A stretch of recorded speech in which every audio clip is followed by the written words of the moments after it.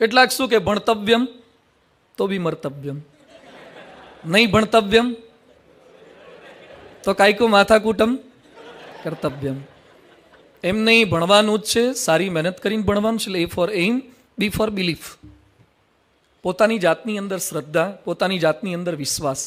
એકલવ્ય ભણવા માટે ગયા દ્રોણાચાર્ય પાસે. દ્રોણાચાર્ય શું કીધું કે તું ન ભણી શકે, કારણ કે આ ક્ષત્રિયોની કોલેજ છે, આ દલિતો માટે કે એકલવ્ય માટે નથી. આ લોકો ભીલ જ્ઞાતિના. એ સમયે કોઈ આ 3 ઇડિયટ નહોતા, હાર્દિક વગેરેની, તો આંદોલન કરત.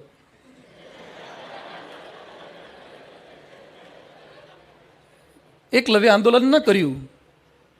એકલવ્ય જાતે જ ગુરુજીની મૂર્તિ મૂકી દીધી અને પછી ભણવા માટે બેસી ગયો. અને અર્જુન કરતાં પણ શ્રેષ્ઠ બાણવીર એ બન્યો છે.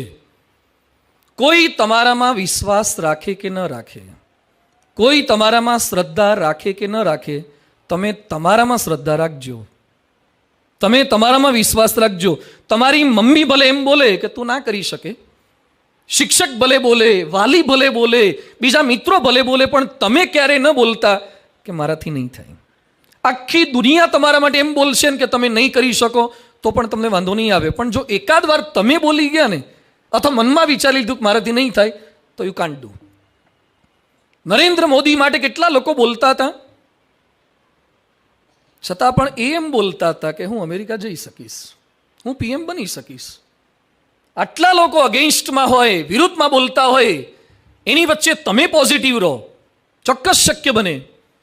એટલે ક્યારેય મોડો વિચાર ન કરતા, નેગેટિવ થિંકિંગ નહીં. હું ભાવનગર ગયો તો લેક્ચર આપવા. 10th 12thના સ્ટુડન્ટ્સ ભેગા થયા હતા, 4500 વિદ્યાર્થીઓ જ આખા ભાવનગરના. એમાં એક છોકરો મારી પાસે આવ્યો, મને કે મારે મરી જવું છે. એટલે પરમિશન લેવા આવ્યો. મને કે આશીર્વાદ આપો, મરી જવાય. શાના માટે મરી જવું છે? રડવા લાગ્યો. એટલે બેસાડ્યો, સર પાણી બાણી પાયું. કેમ મરી જવું છે? મને કે ટકા જ નથી આવતા. પરીક્ષા નજીક આવી ગઈ. કીધું તો આવે કેટલા તારે?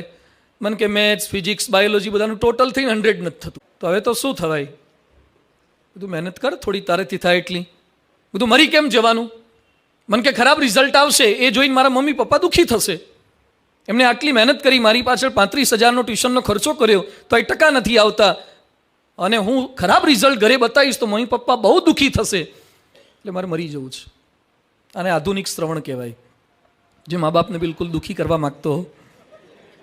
પછી મારે એને કહેવું પડ્યું કે મેં કીધું તું ખરાબ રિઝલ્ટ લાવે એ સમાચાર મમ્મી પપ્પા સાંભળે તો પણ દુઃખી થાય, અને તું મરી જઈશ એ સમાચાર તો એમને મળશે ને. હા કે એ મળે તો એમાં દુઃખી થાય, હા કે એમાં બહુ દુઃખી થાય.